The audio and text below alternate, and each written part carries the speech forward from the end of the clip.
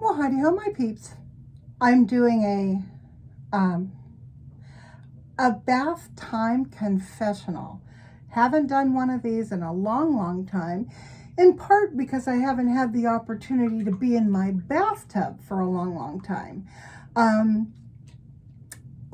We don't have water yet per se, but our across the street neighbors have been extremely generous and allowed us to fill up our big 1,500-gallon tank from their water supply.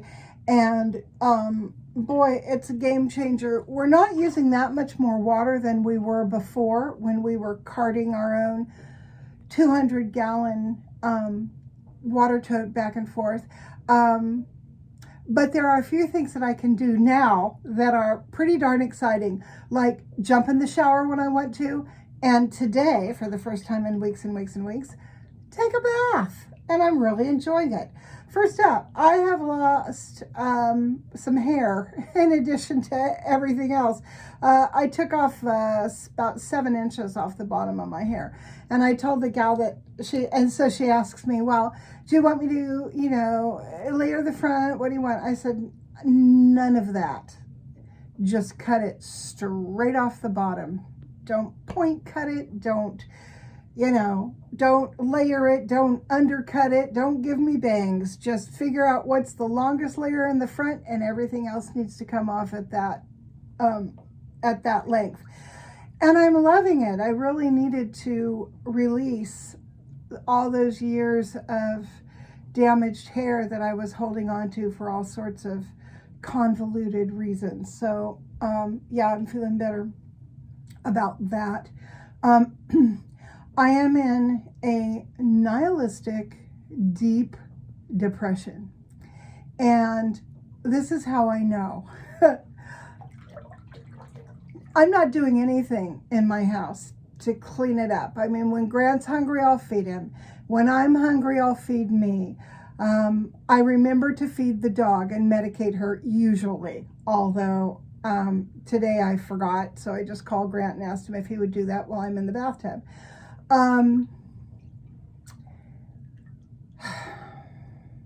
don't know if this pervasive feeling of nothing matters is something that has been with me for a while and just gotten worse, or if it is something that has recently occurred, and if the depression that's associated with it came first or second. I can't remember or figure that stuff out. All I know is that lying in this bathtub today, amid my piles of flotsam and jetsam and trash and, long dead reminders of hope, all I know is that's how I feel. I feel defeated, I feel depressed, and I feel like nothing matters. So, just for those who are curious how that's affected my eating, it really hasn't. I mean, I haven't been on any sugar or salty snack binges. I've been, eating just right along the way I've developed as I've been on this weight loss journey. I hate that word, but I don't know what else to call it. We all understand what weight loss journey means, so I'm going to use that term. So I'm having a hard time wrapping my mind around what I want to say and then getting the words out. But I can tell that this depression and these feelings are attached to loss. Now, here's the thing I'm discovering about loss. Loss can be, it can plunge you into a depression or further into a depression, but it can also relieve you of the weight of the depression. The depression doesn't go away, but the weight of the depression goes away. And what I mean by that is, like when I decided to cut my hair, I haven't cut my hair in years and years and years, except for to, snip off the few things on the bottom. I think I did that unicorn cut on camera a few years ago, but that's about it. That's about all I've done. But I decided it was time. I had to let go of whatever those 7 inches of ratty, thin, forgotten purpose hair meant. It had to go. So I did that. I didn't feel less depressed, but it didn't feel like it was like my depression was pushing me down into the ground like a pile driver as much. I felt a little lighter in it.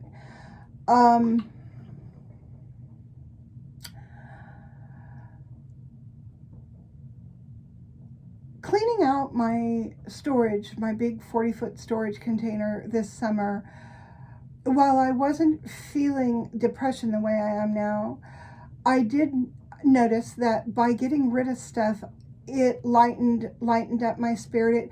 I would feel happy for a little while, and I would think about the loss of the things that I am not going to get back, the stuff I've been saving forever to give to my grandson or to share with my kids or to make something out of. I felt the twinge of loss with that stuff, but it was a twinge. It didn't last that long. So now it is rainy weather. It is cold outside, cold-ish. I mean, cold for Central California. And I'm inside, trapped inside, because I'm so reactive to cold now that, in previous years I could go out and work in, 38-degree weather, no problem. But now I have trouble working in 48-degree weather or 52-degree weather. I just really react to cold. And it's a little hard it's not hard, but it takes more effort than it's worth to layer up and then go outside and work. It just seems like too much effort. So I'm trapped inside. I was sick last week, which trapped me inside being sick and in my recliner. Now I'm no longer sick. I've had a few really busy days getting up, throwing on my tennis shoes, hitting the road running, and not coming home for 10 hours because I was doing errands and I was working out during the middle of the day, and I was going back and forth up and down the mountain helping a friend with some challenges that she had. And so I've had a couple of days like that. The last one was 4 days ago. I've spent the next 3 days doing very little. I did go into town a couple times with Grant, but I didn't do anything. I just picked up my mail or sat in the car while he went into Harbor Freight or whatever. Just didn't really participate in the errands at all. I slept a lot of yesterday, a lot of the day before. I slept all night last night. I'm sleeping really well. I mean, I go to sleep and I just sleep and sleep and sleep, which is, I think, another sign of being depressed. Anyway, so today I woke up and I looked around at all the stuff that isn't finished. I looked around at the big gaping dirty hole in my kitchen where a washing machine used to be that Grant is trying to fix. I don't know if he's going to be able to do it. He's confident, but it's been a week now that he's been working on it, and with more things he's finding are wrong, blah, blah, blah. And, dirt, dust bunnies, pieces of food, everything is just everywhere. And I was sitting in my recliner, because now I'm sleeping in my recliner again. The reason isn't because I need to. The reason is because my bed, the sheet that was on my bed was so old and had been there for so long that it started to rip down by my feet, and it finally just ripped up, and I pulled it off. And did I throw it away? No. I washed the dang thing.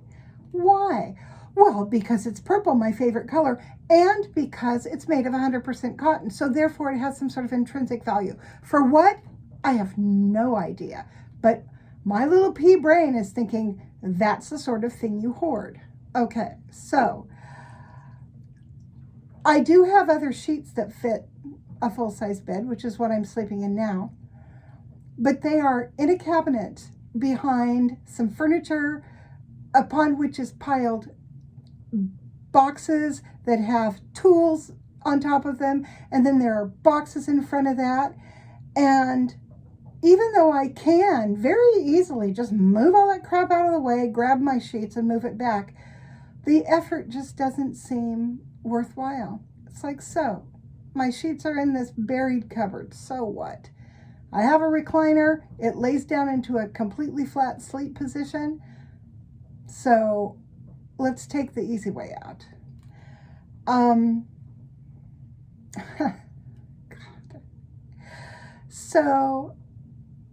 So I was sitting in my recliner this morning, looking around at all the horror. And I thought to myself, maybe I should look at this stuff as if it isn't mine, as if I am in the home of someone else who is a dirty, lazy hoarder. And it's my job to help them climb out of that. And instead of feeling any sort of attachment to the stuff I'm moving around, throwing away, whatever, disposing of in one way or the other, maybe I should look at that stuff as if it does not belong to me. It belongs to this lady over here who's huddling in the corner crying because she's immobile, because she just doesn't know what to do.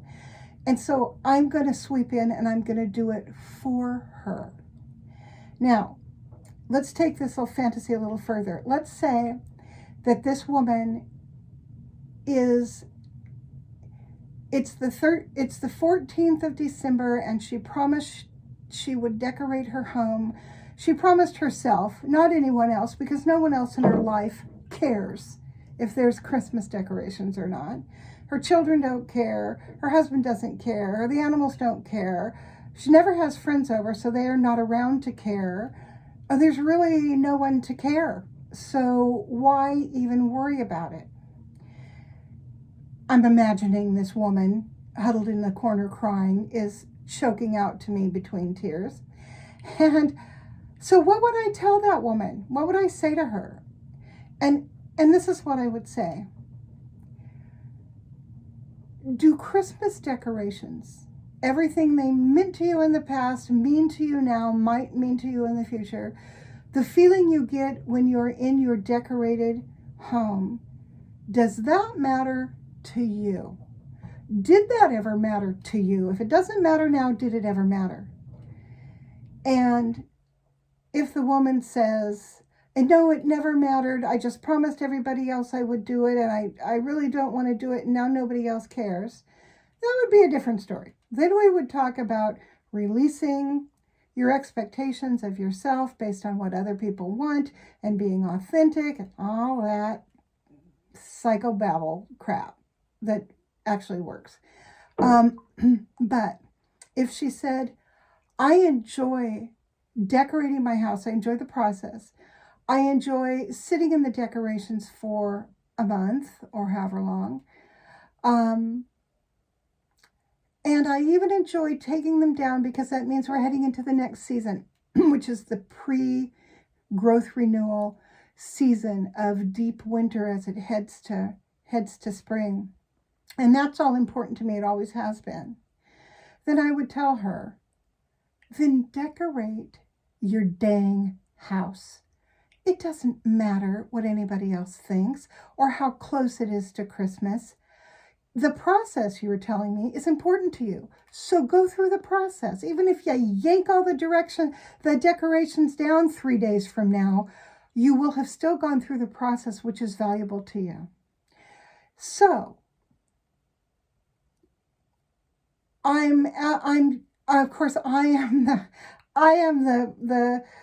the lazy crying hoarder in the corner, and I'm talking to myself, and I'm thinking, okay, all right, I can buy a lot of that. I think we're onto something that I can use. But my problem is that cleaning my house, I mean, even just putting stuff away, but actually cleaning it, um, is a process that would take longer than the actual decoration. So that's going to put me a week down the road, that much closer to Christmas. And then will I still want to expend the energy? And then I told myself, well, why don't you think outside the box? Why don't you say to yourself, I am going to take my glasses off first. I am going to go out into my container, and I'm going to haul the boxes of decorations out, and I'm going to plop them right in the middle of the living room. I have to kick a bunch of crap out of the way, and then I'll plop them in the middle of the living room. And I am going to clean and decorate simultaneously. So I will pull out a big old garland, and I'll look around, decide where it goes. Then I will vacuum down that area. I will, hit that furniture with some pledge. I'll vacuum all underneath that, anything that's around. I'll put it in a pile to be put away. I'll stick it on my bed, whatever. And then I will hang up that garland. And if that garland needs other things on it, like snowflakes or little balls or feathers or poinsettias, whatever, I'll go ahead and do all of that. And then I will determine what needs to be decorated next. Is it the top of that mirror, or is it the tops of these two windows over here? I have a lot of garland. I like to use it. Well, I'll pick my next spot and I will clean that spot, just that spot. Do the vacuuming, shake out the curtains, vacuum underneath stuff. Anything that doesn't belong, I'll throw it on my bed or on the front porch or wherever, and I will decorate that spot.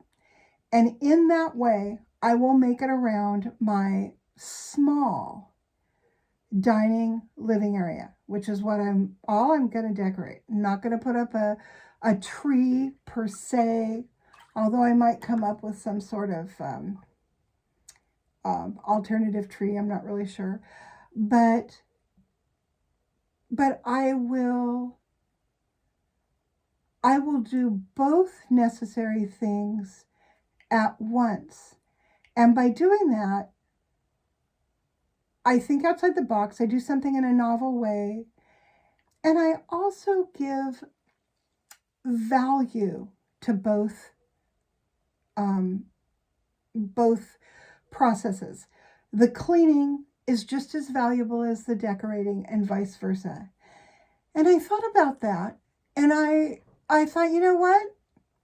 That works for me. That works for where my head and my heart are right now. So I think that's what I'm going to do. And I say I think because, as you guys well know, I'll come up with these big grandiose plans of doing stuff, and then they fall apart for all sorts of reasons. But I'm really rolling this idea around in my head. I'm thinking it through, and I'm thinking, you know what? That sounds right. I'm also going to do it with the idea that the stuff does not belong to me, that I am decorating this poor, sniveling, self-indulgent woman's, I'm indulging her. And yeah, so she's the one I'm working for, not for myself. So there you go. I know that is bizarre, and this is a weird little, Bathtime confessional. One more word about loss and how it kind of frees you from depression. and this is so self-evident, and I'm sure you guys know this, but as you slough off the old stuff and say goodbye to broken dreams, to windows of opportunity that have slammed shut because of your situation or your age, which is what's most of what I'm going through, and you sit amid these possessions that represent stuff that, situations that aren't going to happen, items that will never be made, good times you will never have with other people because they're either gone or, not in your sphere of reference anymore. That lightens the depression. You feel the sharp pain of seeing that thing, hit the back of the truck and the truck drive off and it's headed to the dump. There's a sharp pang of regret or fear, like, oh no, should I really have thrown away my grandmother's foam balls that she used to use to make Christmas ornaments out of, with pins and beads and pieces of velvet? Should I really have thrown those out or given them away? I wouldn't throw those. I would definitely give those away. Or how about that broken piece of furniture that I was going to refurnish 30 years ago? I was going to repaint it and fix the leg and all that. Well, it needs to go. Number one, it's broken. Number two, I don't have room for it anymore anyway. And number three, it represents a dream that I no longer have. I mean, it's not my dream anymore. But I look at it and I remember the past and I remember what the dream felt like, and that's comforting. Well, I think it's more comforting to see the hole that it left and the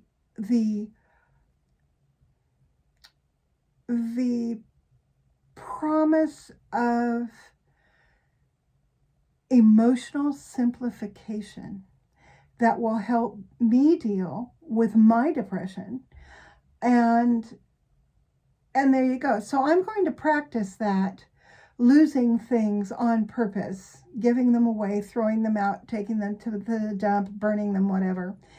I'm going to practice that for a little while and see how that works. So I say, again, big caveat, me, I don't know how far in any of that I'm going to get. But I think these are really good ideas, and I think I need to pursue them. So there. On that note, I'm going to say goodbye. I'm going to finish my bath and get on with it. Bye-bye.